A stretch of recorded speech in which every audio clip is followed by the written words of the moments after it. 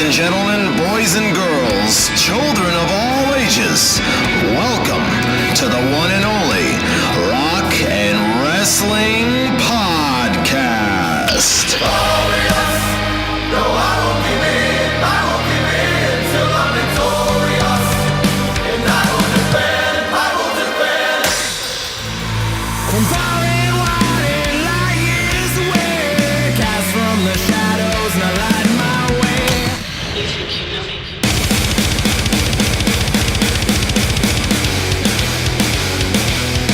I'm just a sexy boy. Oh, I'm not your boy toy. I'm just a sexy.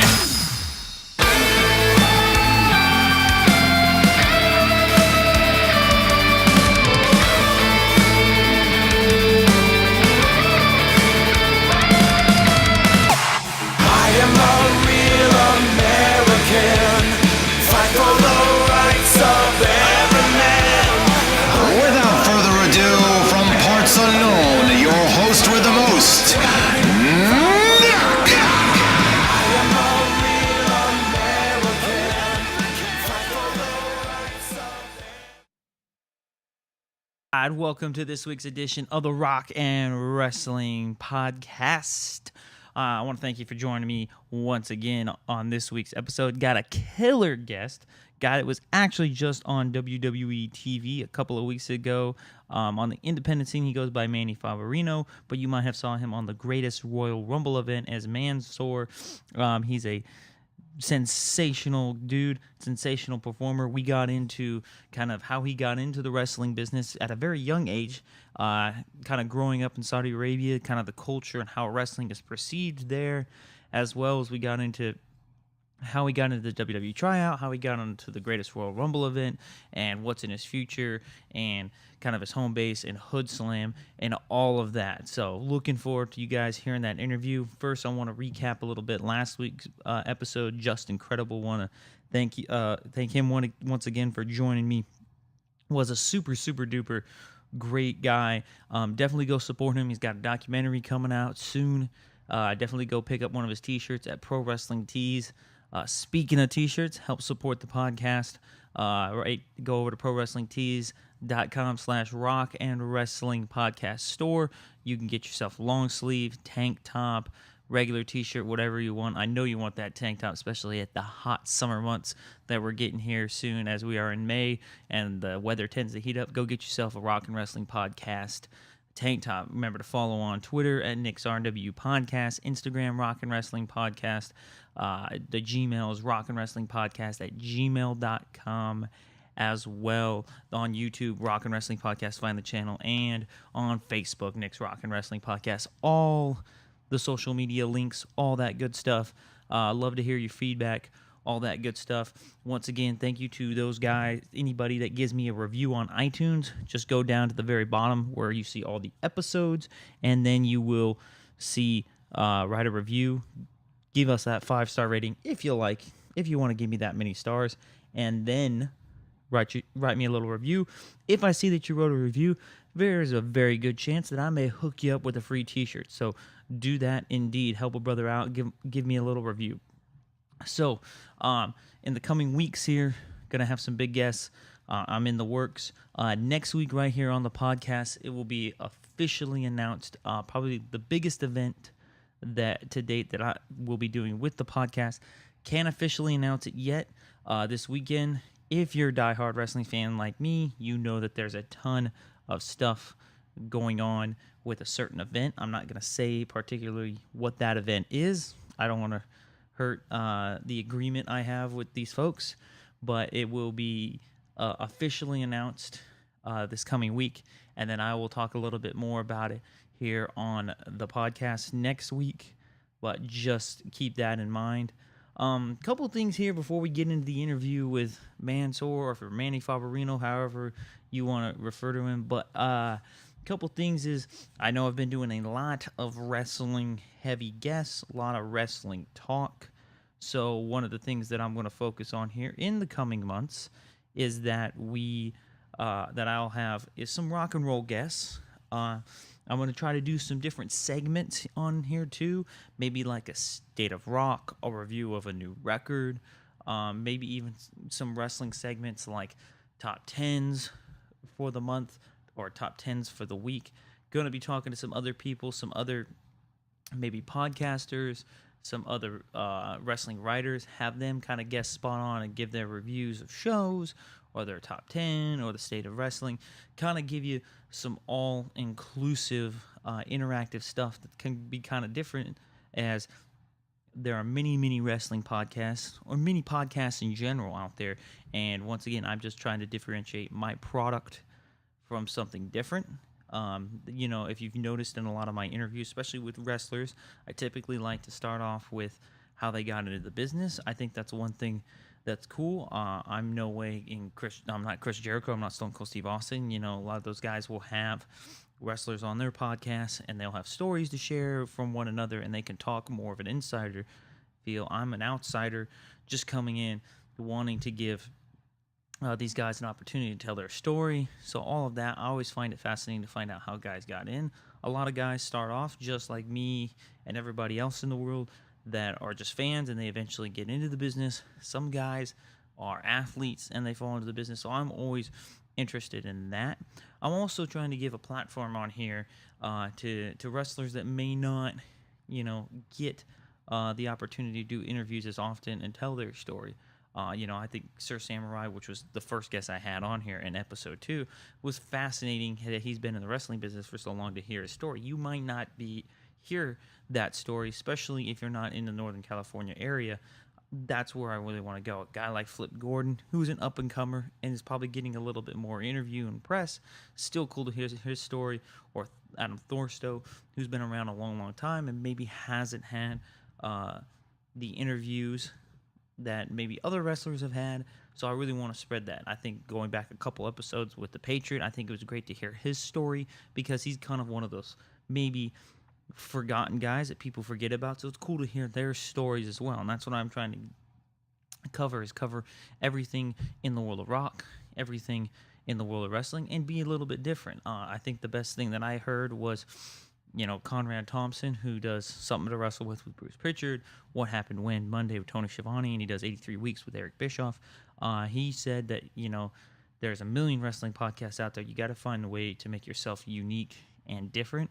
He had a unique concept in reviewing old stuff with guys that were actually there in WCW and the WWE, and his podcasts are huge, and I listen to them religiously. Those are basically my 3 favorite podcasts that I listen to over and over and over, and go back into the archives, because it's a very unique concept that you don't hear a lot, and you get to hear it from the mouth of a guy like Bruce Pritchard, who was Vince McMahon's right-hand man for however many years, 20 plus years. So you get the inside and behind the scenes on stuff that you've always wanted to know. Here, I don't have that kind of, I wasn't Vince McMahon's right-hand man for 20 years, but I'm here to kind of provide a different thing. A guy like Mansoor, we just saw him on the Greatest Royal Rumble, and this is an opportunity to tell his story, because it's a really cool story in that, he grew up in Saudi Arabia, and he came to the States, and now he got onto a big stage like WWE in his home country where he grew up. So it's cool to hear that story, and guys get a platform like that. Just incredible last week. Coming weeks, I've got some musician friends that when I was in my band, I got an opportunity to play. Next week will be Jarvis. He's the lead singer of a heavy metal band called Night Demon out of Ventura, California. He may not get the time to talk about it on many press platforms, but here I want to give him the platform to tell his story, all of that stuff. So that's really what I was trying to do here, and I wanted to take some time to explain that, because there are so many wrestling podcasts, and I try my best not to review every show. I think that there are so many podcasts out there that review. Well, we'll sit down as a couple of fans, we'll review Monday Night Raw, we'll review SmackDown, we'll review NXT, the pay-per-view, all that. Obviously there are big events that I want to sit down and review, whether it's a WrestleMania, whether it's a pay-per-view on a Sunday. But I'm trying not to do that, trying to give you a unique experience, differentiate for your podcast listening experience, and get guys that you may not hear normally on the podcast to tell their story, and I always want to keep it going. So, coming up on the other side, Mansoor, Manny Faberino. He's going to be coming up here on the other side. Want to give you a quick reminder. Follow me on the Twitter machine at Nick's RW Podcast. Instagram Rockin' Wrestling Podcast, Facebook Nick's Rockin' Wrestling Podcast, YouTube. Any suggestions, you can always hit me up on the email at rockinwrestlingpodcast@gmail.com. Also go over to prowrestlingtees.com/Rockin' Wrestling Podcast store. Get yourself a tank top, long sleeve t-shirt, regular t-shirt, all that good stuff. Go down to iTunes, make sure you subscribe, write me a little review, and I might just hook you up with some free swag from the podcast store. So coming up on the other side, Mansoor. All right, I'm here with my guest, Mansoor, or as you're known as the independent scene, Manny Faberino. Thank you for joining me on the show, man. I really appreciate it. No problem, man. It's a pleasure. So, first what I like to do with all my guests is kind of get a little background. You're starting in the business. Were you always a fan? Because I know there's a lot of guys out there that weren't always a fan of pro wrestling. They kind of stumbled into it. Were you a fan? And how did you get your start in pro wrestling? Yeah, absolutely. So the first time I ever saw pro wrestling was I grew up in Saudi Arabia in Riyadh, and I was at a tutor's house because we were moving a lot because of my dad's job. And her son was watching on television an episode of SmackDown. And I'm pretty sure it might have been like Kurt Angle versus Brock Lesnar. It might have been that Iron Man match. And I was just captivated because it was like the first time I'd ever seen wrestling, and it was unlike anything I had ever seen. And my older brother actually was a huge fan, and he loved the opportunity to talk to me about wrestling. His favorite was like Bret Hart, and later became Diesel. And then he was super into DX and the NWO, which was all kind of stuff that I kind of missed because, me being my age. So I was a huge pro wrestling fan pretty much up until right around the time I moved to America, actually, when I was like 12. It was around that time that Eddie Guerrero had passed and, Chris Benoit, the whole thing happened. And to be honest with you, the magic of pro wrestling kind of faded for me right around that time. So I was kind of not a pro wrestling fan for a little bit, but around 15 years old, I actually got back into it thanks again to my older brother, who showed me, actually the first thing he showed me was CM Punk's Pipe Bomb. And I was like, oh, this is interesting. And actually watching CM Punk got me into, Kane used to be one of my favorite wrestlers. And in many ways he still is. And he was doing the whole Team Hell No thing with Daniel Bryan at the time, right? Which was like phenomenal. And actually I got super, super into Daniel Bryan. And actually, once I fell back in love with wrestling, I didn't think I was going to be a pro wrestler. I actually thought that I could be in the business in some kind of maybe creative or managerial capacity, because I kind of looked at myself and didn't really see a pro wrestler. That is until I even looked up internships at WWE headquarters because I just wanted to be around the business. But then, SummerSlam 2013, I saw Daniel Bryan wrestle John Cena for the WWE Championship in what I consider to be a fucking oh, sorry, can I swear? You can swear as much as you fucking want on here, man. Okay, cool. Sweet. I thought it was a fucking classic, honest to God. I loved that match so much. I saw it with my little sisters, and we were jumping all over the place. And, I looked at the screen, and I saw Daniel Bryan winning, and he really, sort of exemplified this idea that if you want to be the best, you just have to work to be the best. And the only thing keeping me from being the best and reaching my dream is myself. So if I really wanted to be a pro wrestler on an international scale in the WWE, ultimately I had to work for that. And so that's the day I kind of decided, I was going to be a pro wrestler. And, the rest is history. Yeah, that's awesome, man. You're a little younger than me. I mean, I lived through the Attitude Era, man. That was unbelievable. Just the business was so hot then. Totally, yeah. I mean, I remember I bought when I interviewed for college, I was in New York, and I hit up a Barnes and Noble, and I saw the Attitude Era collection, and I just bought that DVD and just binge watched the whole thing because I felt like there was an entire era of wrestling that was very important that I totally missed. Yeah, there's so many good stuff. So then you moved and you trained. If I got my research correct, you trained with Dory Funk. So I actually started with the Stoner Brothers, also known as the Suburban Commandos, here out in Oakland, California. That's where I broke into the business. I actually emailed Hoodslam, which is local promotion, which is it's fucking awesome, by the way. And I emailed them and I was like, hey, because I really wanted to break in any way I could. I said, can I come help set up the ring? And surprisingly, they were like, yeah, come on down. And I didn't know what the fuck I was doing. In fact, I was probably hindering the process. But then Stoner Brothers came up to me. There's these two huge twins who move like fucking like nobody's business. They're amazing workers, amazing wrestlers. They came up to me and said, hey, we started a school, and if you're interested, we'd love to have you come down. Actually, the Dory Funk Jr., my training with Dory Funk Jr. came one summer. Me and my family spent a summer down in Florida, near Ocala. And, yeah, my time with Dory was absolutely invaluable. It taught me a lot about the business on a more kind of, on a business level, how to conduct myself as a professional wrestler, especially when I deal with the WWE, which at the time seemed like a faraway dream. Yeah. So in your training with the Stoner Brothers and the Stoner U, did you kind of grasp onto it real naturally, or was it like did it take some time to really like, okay, I got to get these bumps down and this? Yeah, yes and no, actually. If you ask people around here, they'll tell you I picked it up really quickly, but actually my biggest problem was safety and keeping myself safe. The first week of training, I did a drop down, and I did it too late. So the guy I did the drop down on was running back, and I got kneed right in the jaw. Got knocked out, woke up, kind of like blood all over my face, coming out of my nose. That was like a few days before Thanksgiving, and I couldn't eat because my jaw wasn't moving, like at all. I just like drank soup out of its jaw.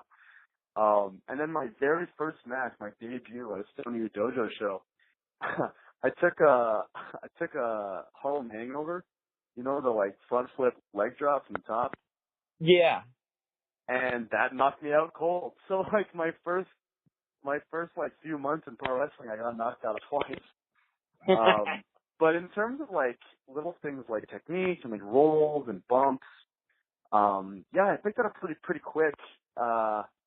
Mostly because I was at training pretty much as I could possibly be. I was there like 4 or 5 days out of the week. Balancing that with my senior year of high school, wrestling was pretty much the only thing I really enjoyed. So I was there as much as I possibly could. That's awesome. Yeah, because you start, if I'm looking at my note, 2015, right, was kind of when you got going? Was it 2015? Yeah, I mean, I guess so. Yeah, I was like the latter half of 17 years old, which is kind of where my gimmick came from. And that a lot of people got worked by. But you know about that? Yeah. See, I was interested. I was like, he doesn't look like. They're saying he's 17, but I'm like, yeah. I don't think he's. I think it's awesome. Everybody at Stone U and Hoodslam thinks it's awesome that people got worked by that. So I'm the youngest guy at Stone U and Hoodslam, and I started when I was 17, and it sort of became a running joke that I was always too young to get into the show. So no matter how old I got, people would always joke that I was still only 17, and eventually we just thought like, hey, that's actually kind of a cool gimmick. Like a guy who every year he comes out to the fucking Winger song, only 17, and says he's only 17, like fucking Peter Pan. So I kind of play this like cocky, young, naive kid who comes, from his mom's house and, has to skip school to wrestle at a show. Yeah, that was one part I wanted to get into was kind of your Hoodslam gimmick because it's phenomenal with the whole like being 17 and then also your merch with like the MTV logo, which is like oh great. yeah. So like is totally. that you guys just kind of ran with it like that like by accident? Yeah, absolutely. Well, Hoodslam is a very larger than life wrestling promotion. I think whereas like the modern trend is to be more realistic and kind of more grounded in like mixed martial arts and be legit, Hoodslam kind of saw that and thought like, man, there's way too many promotions out there that put on generic wrestlers. Like, we want to go balls to the wall, fucking crazy. I mean, we got a wrestler named Cereal Man who, when he gigs, like when he gets cut open, he bleeds milk, and he puts down like cornflakes in the ring, and people sell it like thumbtacks. We have Ken Ryu from Street Fighter. We have like all these crazy characters, and I knew that if I wanted to fit in Hoodslam, which is what I consider to be my home promotion and place that I really want to shine, I knew I'd have to have like, a pretty interesting and unique gimmick that would supplement, my wrestling ability to make me more interesting to the fans. So, we ran with the 17-year-old thing, I would bring chicken nuggets to the ring because I love dinosaur chicken nuggets. I would make, I wrestled, Brutal Rob Hands one time, who is essentially a 5'4", 5'5" guy who believes he's Sid Vicious. So he wrestles like a 7-foot tall guy. He comes out to the vest and everything, and the jean shorts. And, the way that I would wrestle him and get into his head was, get references wrong. So I'd be like, hey, my favorite Street Fighter is Sub-Zero. Or like, I'd be like, my favorite Star Wars character is Jar Jar Binks. And it would just piss him off so much that I could capitalize on that. Little things like that, especially because the Hoodslam audience is like, typically on the older side, and they love their 80s and 90s references. It's fun to poke a little fun at that. Yeah, so would that really being Hoodslam being your home promotion, did that help, especially with your WWE tryout, and that you kind of had a leg up, and that you had more like a character, and you knew kind of the storytelling aspect of the business more than I'm just a wrestler? Yeah, absolutely. Actually, believe it or not, I was the only guy with pro wrestling experience at the tryout. Everybody was like either an MMA fighter or a bodybuilder or a Greco-Roman wrestler. And I was the only one who had actually done like worked wrestling. So that was a huge advantage, obviously, but, we didn't actually get in the ring as much as you'd think. Most of it was conditioning and seeing if we would break and seeing if they could push us to our limits and how willing we are to go past our limits if we really, really want and needed this job. So I knew that even though I had prior experience, I would have to really impress them in the non-wrestling aspect, like strength training and the conditioning. I had to be the guy that would volunteer to go again if a drill needed more people. I had to be the guy who, not only never gave up, but never slowed down. Because I wanted to show that out of the 27 guys who were there, actually 21 after 6 people quit the first day, I wanted to be the guy who wanted it the most. Yeah, that is awesome. And that's really what I wanted to talk about, was just like, obviously I've heard from some guys that it's just a tryout conditioning, how mentally tough are you, but how did the tryout come about, being out here kind of in California, and then they're going to invite you to Saudi Arabia for the tryout? How did that come about? Yeah, so I saw online some people were like wondering if I was like a plant because they know that I'm currently living in California. But they put out the application for Saudis on the Arabic WWE website, I think. And my older brother, who's still living in Saudi Arabia, we used to live in Riyadh, which is the capital, which is where I grew up. He hit me up and said, "Hey man, like they're doing tryouts for Saudis. You got to do this. Like you're probably the only Saudi wrestler in the world." And I was like, they're probably not looking for guys like me. They're probably looking for guys like tall, big, maybe legit MMA fighters, like guys who are living in Saudi Arabia. Like, I don't think they're going to want to fly me from California to Jeddah. But, I threw my name in there and I put out an application and I put in my highlight reel, and actually I got the call the next day, like in the morning. They were like, it wasn't through WWE, it was through kind of the Saudi Athletic Commission. They were like, "Hey, we need you over here, like, as soon as possible because the tryout's in 2 days." Or like 4 days. So 2 days later, I took a flight, a 26-hour flight from San Francisco to Jeddah, and then like I landed, and then the next morning was the first day of the tryout. Wow, that's amazing, man. That's really just throwing your name out there and see what happens, and boom, the next thing you know, you're in front of the crowd. I couldn't believe it. The closer I got, the more real it felt. Because it didn't feel real at first. It was like, what the fuck is happening? Like, I gotta leave to Saudi Arabia in 2 days. I'm gonna try out for WWE. And then when I was there, it was like, holy shit, this is fucking happening. I'm wearing the shirt. I'm like looking at a WWE ring. I'm looking at Matt Bloom and Triple H and Mark Henry, and it just, like, the more it happened, the more real it felt, until I was standing in that ring in front of, like, 50,000 people in Saudi Arabia and Jeddah, and I'm looking around and I'm like, okay, so I'm pretty sure I'm not dreaming. I can say that pretty confidently now. Well, so when did you find out that, one, you were going to get a contract? And then two, did they let you know, hey, we're going to actually put you on the vet and you're going to do something with Davari? Yeah, so we didn't really know what capacity we were gonna, perform at in the show itself. Pretty much until like late the night before, they were like, "Hey, we want you to get to the arena the morning of. We're gonna practice our segment." So we found out that none of us were gonna be in the Rumble and that we were gonna kind of have our own little segment. So the day of, we meet the Davaris, who are absolute class acts, amazing guys, and I owe them so much. For really putting us over in that segment and making us look good. Because that's like what it's all about. That's what wrestling is, man. Like, you gotta make the guy you're trying to beat up look good, especially like if that's your job, I owe them so much. And yeah, we found out what we were gonna do, and we were in the ring and we were like, kind of figuring it out. And the agent for the segment was like, "All right, Mansoor, you're gonna get shoved by Arya, and then you're gonna like shove him back, and he's gonna bump." And I was like, "Oh yeah, cool, a shove, yeah." I throw a pretty good drop kick. So, and they were like, "Listen, like, I know you want to get your shit in, but this is what we're gonna do." And I understood that. And, I'll always say it. The Stoner Brothers, if they taught me one thing, really important thing, is that no matter what you do, no matter how much time you're given, you always want to stand out. You can have the shortest promo, it's the shortest match in the world, but at least do one thing where the crowd's like, "Man, I'm going to remember that when I'm on my way home tonight." So I worked really hard, yeah? Yeah, I was saying that you definitely stood out in that segment because I'm sitting there watching it with my buddies, and I was like, that he's clearly the standout because it was awesome. Thank you so much. I appreciate that. So it was like he's clearly the standout, man. Because I was like, that was it was I want to say it was flawless, and it came off really really well on TV.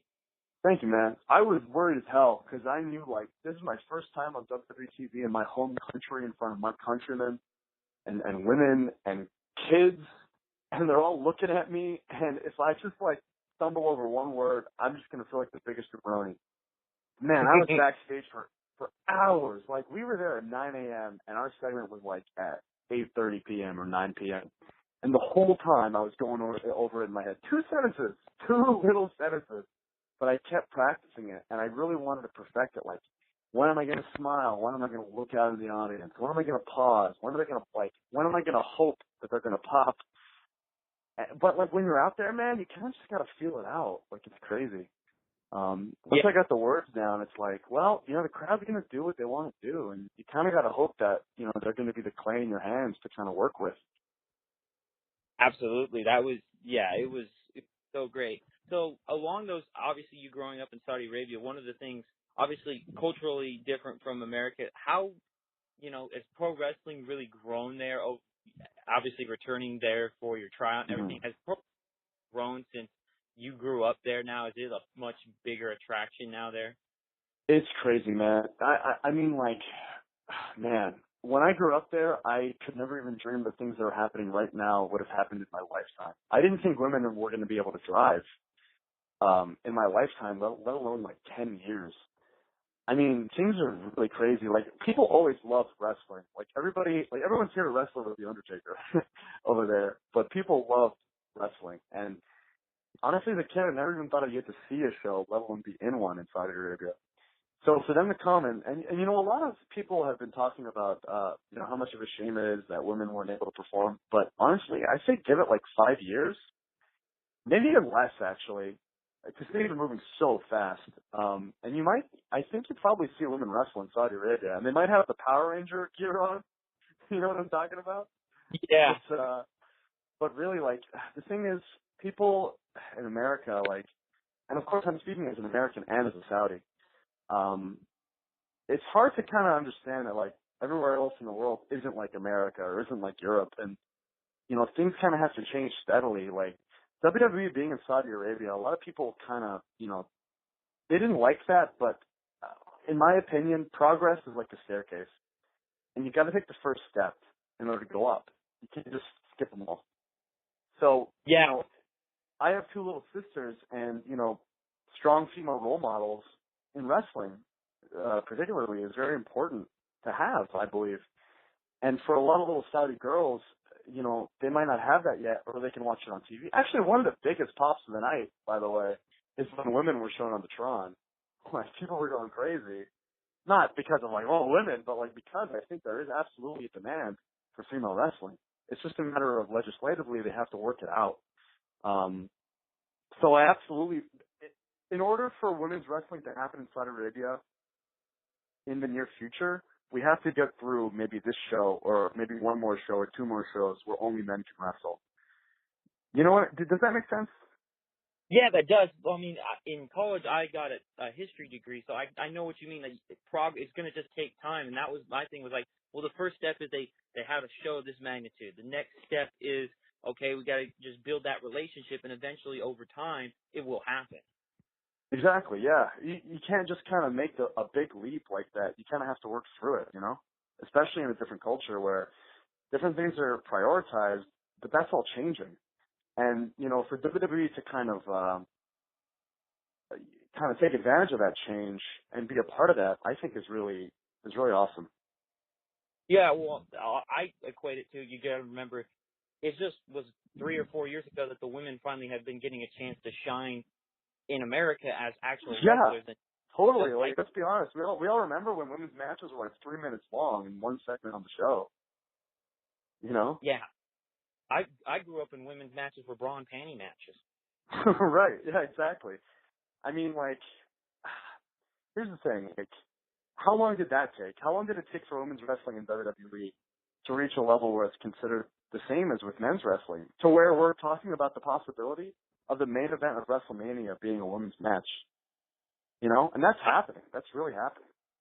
It's taken years and years. So, I mean, just the fact that you're in Saudi Arabia, they're coming to Saudi Arabia, I think, over time, you're definitely going to get women's wrestling there. Absolutely. And dude, like, the fact that women can even watch the show is huge. Like, it may not sound like a big deal to people, but in Saudi Arabia, men and women wouldn't even have to be in the same thing, like, let alone, like, an arena like that. I mean, it's segregated in the sense that, like, there are sections for family and sections for single men, but the fact that they can even all be there is an amazing step forward. And it may not sound like that to a lot of people, but, from someone who lived there, like, that's huge for us.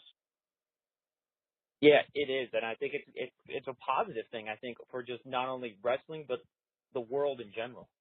Totally. Absolutely, I agree. So one of the other things that I really wanted to discuss was kind of your independent career, and along those lines, who have you, some of your favorite opponents that you've gotten in the ring with, and who have you learned a lot that kind of like, wow, okay, I need to work on this, this, and this over your time in the business? Totally. I love wrestling the guys at Hoodslam, particularly the students starting year. One of my favorite opponents is Richard Shineri, who is a wrestling librarian.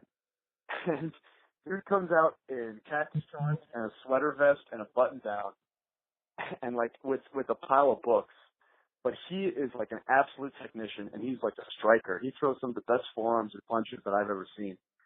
And the thing about him that's so funny is, like, he works this ridiculous, wacky gimmick, but he's so fundamentally sound that some people forget that he's a great wrestler. Like, that's kind of a shame. It's part of, like, there's a lot of people around here in the Indies that don't take gimmick wrestlers seriously, even though they're better workers than most. He has a specialty match called the Sanctum of Silence, which I had the pleasure and privilege of wrestling at Hoodslam against him, and where the rules of the match are the only way to win. There are no disqualifications. There are no rules. You can do whatever you want. The only way to win is to make your opponent emit a sound. So, of course, Richard Shineri, the wrestling librarian, is particularly adept at this match because, he doesn't make any noise. He just shushes the crowd. And the crowd is, like, amazing because whenever something, like, horrible happens, like, he'll take books and he'll rip out the pages and give us paper cuts between our fingers and on our heads. Or, like, drop, like, giant encyclopedias on our toes. If something huge happens, the crowd will literally whisper chant, "Holy shit! Holy shit!" It's so great. It really is. Who else have I had the pleasure of wrestling? Sheik Kanabati, also known as Dark Sheik, who actually runs Hoodslam and books it. I've only had one match with him, but, like, that was probably one of the first big matches I've had where I've learned the kind of style. Because, you know, I'm a smaller guy. Like, I'm 6 feet tall. Like, I'm tall, but I'm skinny. You know what I mean? I'm lanky. Yeah. So I've always kind of been a guy who sold more than he gave offense. You know, I've been good at bumping, but not necessarily giving. And there comes a point in every wrestler's career where, especially wrestlers my size, where they have to be like, if I'm in a big match and I got to give as much as I take, I got to learn how to lay it in, first of all, and I got to learn how to not oversell. Particularly when you're in like a sort of main event style match. And I wasn't used to that at all. And, you know, Sheik was, I think, instrumental in having that big match where people kind of looked at me a different way after the match. He did me a big favor. Because when you have that one match where you look way more legit, like, it's all work, but still, like, even the workers get work. You know what I mean? Like, they have to see you wrestle a match where you look legit and you look like a star, like a guy who can work a main event match before they really believe in you, you know? Absolutely. So, yeah, I've had the pleasure of wrestling a lot of great guys. And I absolutely look forward to the future of, like, you know, all the new opponents I get to wrestle because of honestly, the opportunity WWE has given me in putting me in the greatest Royal Rumble is now more eyes are on me and more promoters are willing to put me with guys, you know, or are willing to have me on their show, which is, you know, always a great opportunity. So, along those lines, outside of Hoodslam, what are some other promotions, you know, whether it be California or other states, have you wrestled in that you've really enjoyed? Oh, well, I wrestled in California. I've been kind of up and down in California. I wrestled at Best of the West, which has been fun. East Bay Pro Wrestling, which is fun. But actually, I haven't been outside of state very often. That's something I'm looking, you know, for. Me and the Stoner Brothers and Brutal Bob Hands, and we drove to Illinois for a benefit show. And that was probably the first ever wrestling road trip I ever went on. But other than that, man, like, I mean, even getting booked in LA is like, you gotta walk on water. You know, like, I still haven't really gotten a chance to wrestle down in LA, even though it's what I really want to do. I want to wrestle in New York. I'd love to wrestle for Chikara or, you know, any place like that, you know? Yeah. So, along those lines, obviously, I want to talk, you got some killer merch. You got the MTV logo shirts we mentioned. The glow sticks. How did the glow sticks come about? The glow sticks? It was a surprise, actually. My girlfriend got me the glow sticks. She was like, you know, Hoodslam is dark. It's like a concert venue. You know, it'd be dope is like if you gave people glow sticks to like wave around during your match. And, yeah, she even put the little Manny Faberino logo on it, which is super cool. And actually, before I got the call to go to the tryout, we were really seriously considering Manny Faberino fidget spinners. Oh, that was... Which would have been just deliciously perfect, like in a sort of, yeah, he's a 17-year-old. Of course he's going to have fidget spinners. And I can sell it to kids unironically and sell it to adults ironically. Because, you know, we do get a lot of hipsters at Hoodslam. So I think that would have been a good merch opportunity. And I still might actually run with it. Depends on, you know, I don't really know what's in store in the future right now. But I have a pretty good feeling. What you need to do is you need to come out and try to market water bottles and do the water bottle challenge where they flip it and try to land it. That's what you need to Oh my God. I'd have to be able to do that first. I've never been able to land that. Yeah, but that'd be the perfect add-on to the gimmick is to try to flip the water bottle, then have the logo on a water bottle, and then you could sell the water bottles for like $10. Yeah, man, that's what wrestling is. Like, I've had to learn after, because, you know, I had absolutely no leverage at all before this whole experience. Like, if I wanted to get on the show, I was going to make as much money as the promoter wanted to give me. Like, the only thing I would have is, like, I'm not going to work for free, but, you know, we can work something out. Like, at least, like, I need to make enough money to pay for gas. I was never making any money on wrestling shows unless I did well selling shirts. But that's not really what it was about. It was about, you know, getting around and having experience. Like, you know, I'm very, very green in my pro wrestling career. And a lot of guys don't start making money until, like, 6, 5, 7, maybe even more years in.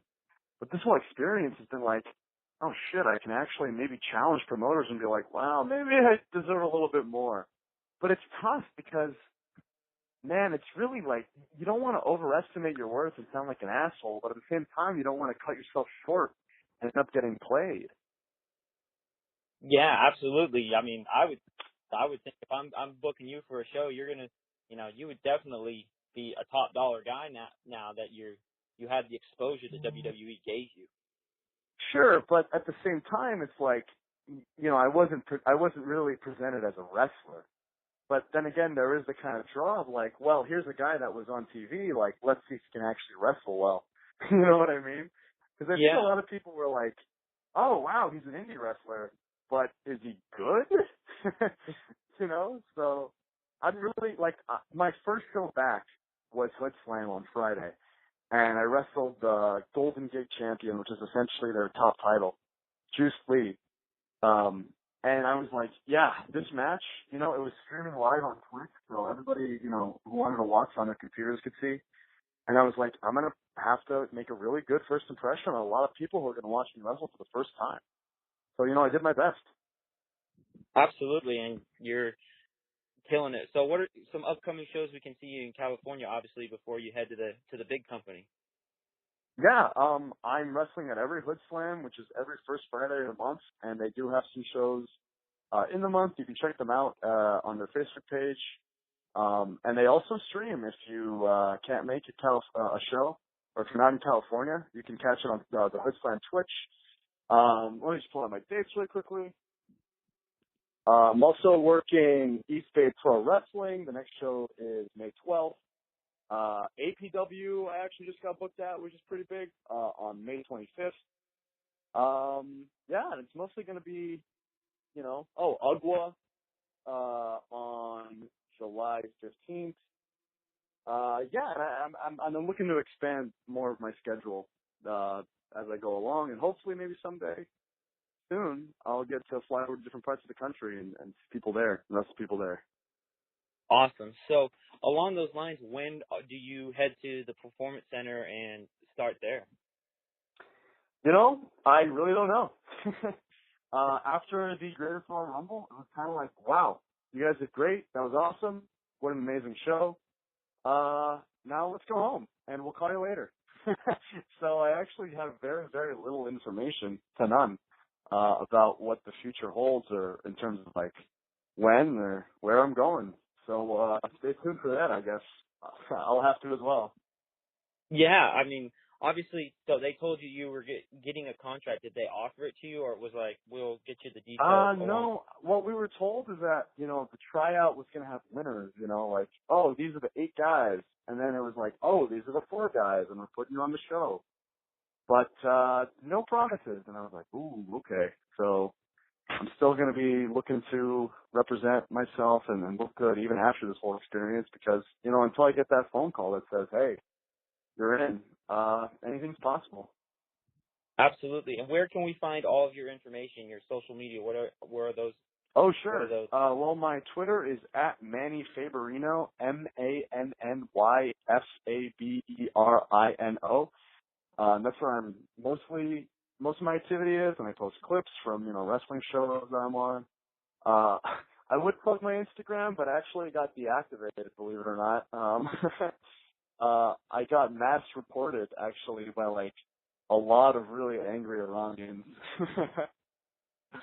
So that's not around anymore. Hopefully that'll come back up, though. Seriously, like, on the Iranian thing, like, I don't blame them at all, man. Like, if there's like an angle where like your country is like disrespected, like, I got a lot of hate mail and comments, but it really didn't bother me, and I don't really blame them for it. But what I can't really, it's like people get worked, and like that's okay, and that's part of the business. But when I heard about Arya Davari getting death threats and stuff, and it sucks more for him because he's Persian. And I at least have like Saudis supporting me, but for him it's like it's a lot worse. So I just wanted to like clear the air with it, or not clear the air with him, but clear the air with people and be like, hey, Arya's a great guy, and this is like theater, so chill out. You know what I mean? Well, yeah, that was what I saw. A lot of people, being getting some backlash to it. But I'm like, pro wrestling, they've been doing that for years. I mean, you go back, you had, in the Cold War, you had, if you were a Russian character, you were seen as a communist. I mean, it's just Totally. pro Pro wrestling has always kind of exploited real life heat. to make money, and that's just the way wrestling is. And you know, it's a sensitive issue, and if it's not your cup of tea, that's totally fine. But there's no reason to get angry at the performers because they have the least to do with it. You know what I mean? Like, it's always easy to blame the people who actually carried out the idea, but if you want to be angry, like, you shouldn't put the blame on them because ultimately they're just doing the job. Exactly. There's been numerous angles over the years where it's like, the biggest one that I remember was Muhammad Hassan one, but it was like, I'm not mad at the guy. He's just portraying the character, and it's not totally. I remember and when you're a pro wrestler in the WWE, you got to do what you're told, man. Like, especially if you're not like a top guy, you got to take your shot. Like, if that's the opportunity you're given, like, I don't blame Muhammad Hassan at all. Like, I'm pretty sure he's like not even Arab. I think he's like Italian, or he might be half or something. I'm not quite sure. I'm pretty sure he's just Italian. I remember looking up. I'm like, he's not, anything close to that. Yeah. It's just what he's told. But like, that doesn't even really anger me. Like, if WWE came up to him and was like, "Hey, we want you to do an Arab character," the alternative is you're fired. It's like, well, I just gotta do what I gotta do, and he's gotta put food on the table. So I don't blame the guy, and it's really unfortunate what happened to him. Which was largely not his fault at all. Exactly, and I think that Davari did a great job for you guys because there are some guys in the wrestling business that would have been like, I'm not putting over new guys. Exactly, and that's why I owe them so much, like so much. Yeah, it's a team sport. Exactly, it takes a good dancing partner to make it look good. Exactly, man. You got to be the guy that makes the other guy look good, always. Always. So I appreciate you coming on and giving me the time, man. I look forward to what you have in store for the future. Thank you, man.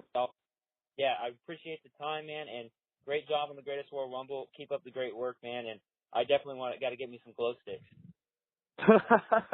Thank you so much, man. I appreciate that. It was a pleasure. It was a pleasure. Thank you, man. All right, brother. Bye. All right.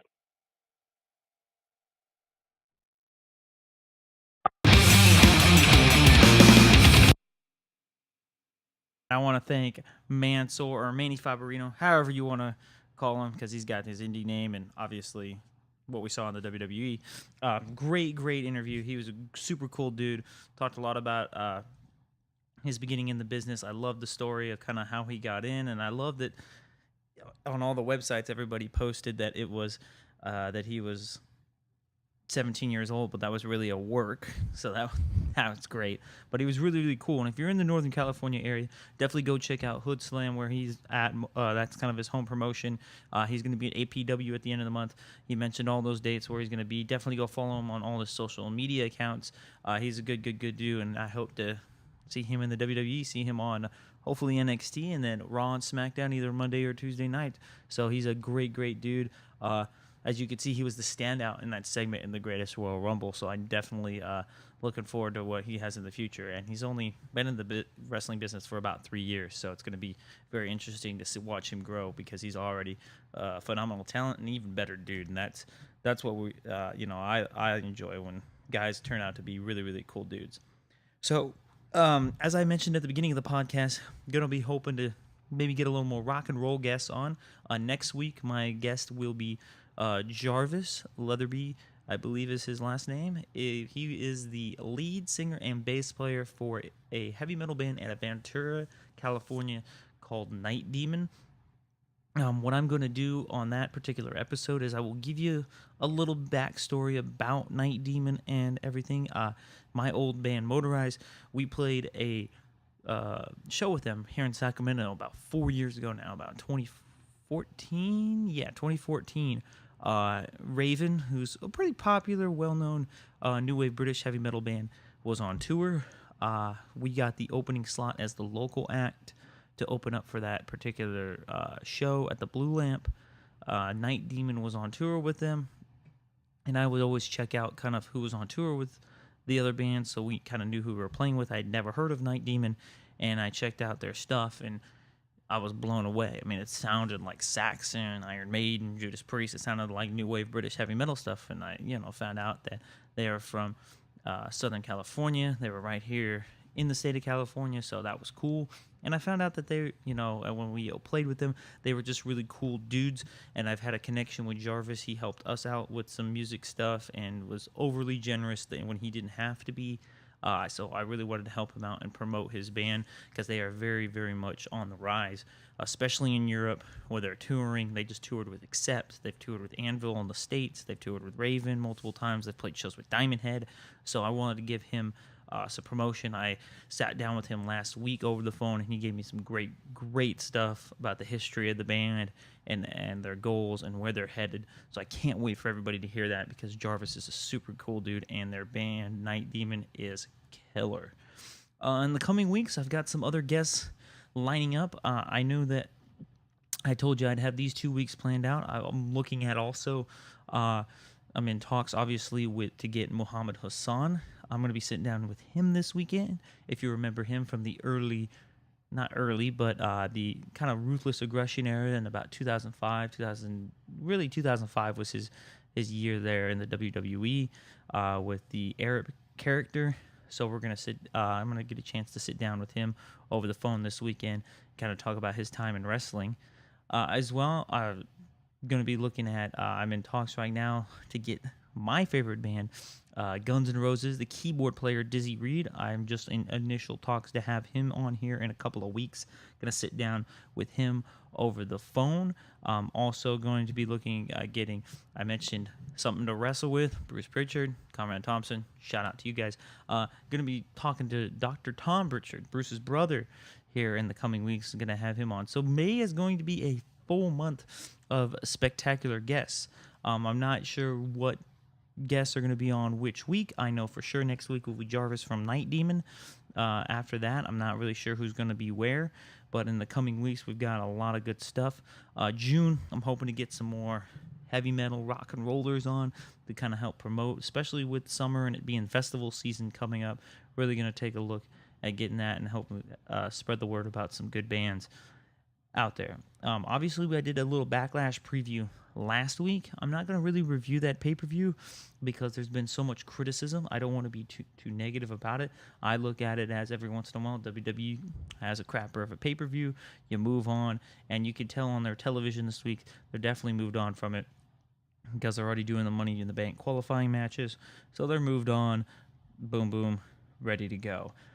So I'm not even going to spend really any time necessarily looking at that. What I wanted to spend here the last few minutes is, if you are a wrestling fan, I want to talk about a particular show and a particular promotion that you should definitely check out if you have not checked them out. It's MLW, Major League Wrestling. They're based out of, I believe, Orlando, Florida, but they are in Florida. I know that. I believe it's Orlando, Florida. It's run by Court Bauer. If you're not familiar with Court Bauer, believe he is one of Paul Heyman's proteges. He runs MLW, and MLW is a phenomenal promotion. I wouldn't even consider them to be what I would call an indie promotion. They're on the rise. I would say they're, not quite to the level of a Ring of Honor, but they are very close. And they have a weekly television show that started on April 20th. It's on for an hour. It's a sweet spot. It's kind of like an NXT where you're not going to get bombarded with it. It's on Friday nights, which I think is great because you're not competing against NXT on Wednesdays or SmackDown or Raw, any of that. It's on Friday nights. It's on BEIN Sports Network, BEIN Sports Network. It's on, numerous TV and cable providers run it. I know that DirecTV has it, Comcast, all of them have it. If you don't have that, I personally have Sling TV, which is on by Apple TV or your Amazon Fire Stick, Roku, whatever you have. You can find it on the Sling TV app, has BN Sports. And if that doesn't, you can't watch it, go to the YouTube channel for BN Sports, and all the episodes are up there. I think they're like a 45, 48-minute runtime because they take the commercials out. But I want to give a shout out to that because they're doing some phenomenal stuff on there. They have some really, really good talent. They have, they had Pentagon Jr., son of the Lucha guys. They do have Chelsea Green, who is a phenomenal female talent on the rise. I know they have like Jeff Cobb, who's an Olympian, really good. They have Jack Swagger. They have MVP. They have some guys you'll know, and then some guys you may not know that are on the rise. And I highly recommend it because it's a very easy watch. And why I also recommend it is Tony Schiavone calls the action. And Tony Schiavone, as much as I love Jim Ross, and Jim Ross called the Attitude Era on announcing, and I love JR. To me, the top two professional wrestling announcers of all time are Tony Schiavone 1 and Jim Ross 2. Tony Schiavone, just because I was a WCW guy first, Tony Schiavone's voice was the voice I heard every week on Monday Nitro for the longest time. That's why I grew up. I grew up right there in 97, 98, 99. Tony Schiavone was the voice. I like that Tony Schiavone calls it like a sport. I wish WWE had more guys on the announce team that called it like a legitimate sport. That's what I've always been drawn to with Tony Schiavone. So that's the main reason I would check it out. Tony Schiavone is calling pro wrestling again. It's called MLW Fusion. It's on the BN Sports Network. It's on there Fridays. I think it's 8 p.m. Eastern, so it'd be 5 Pacific time. So it is phenomenal stuff, and it's good. It's an hour watch. It's not overbearing. They have a little bit of everything, and the lighting is done very well. The production value is very well. You can tell that it's not just thrown together by somebody that wants to put a TV product out there. It's very good. And I will tell you this much: Court Bauer is a very good dude.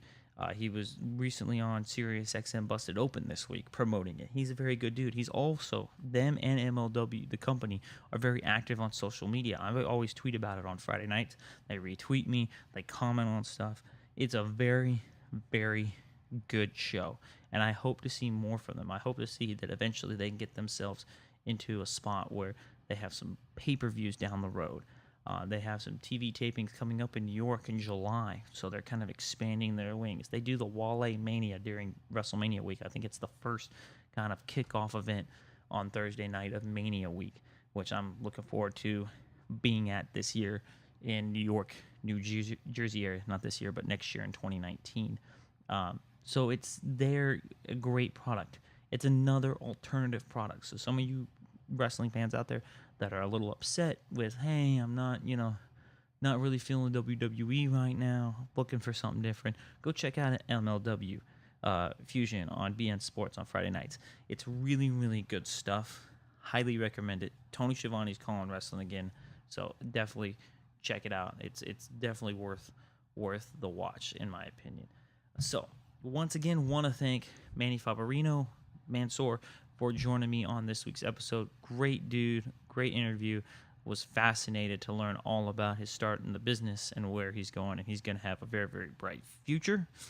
Once again, want to remind you to go to the Twitter machine, give me a follow. I will definitely give you a follow back, retweet, all that good stuff. Nick's R&W Podcast is the Twitter handle. Instagram, Rock and Wrestling Podcast as well. Facebook, Nick's Rock and Wrestling Podcast, Rock and Wrestling Podcast at Gmail. It's on YouTube. I know I've been slacking a little bit on getting the YouTube videos up. I just posted the Patriot one. I'll be posting the Just Incredible one shortly. I'll make sure to get this episode up shortly. Sometimes the YouTube videos take a little longer to make and post, but I am trying to keep up with it.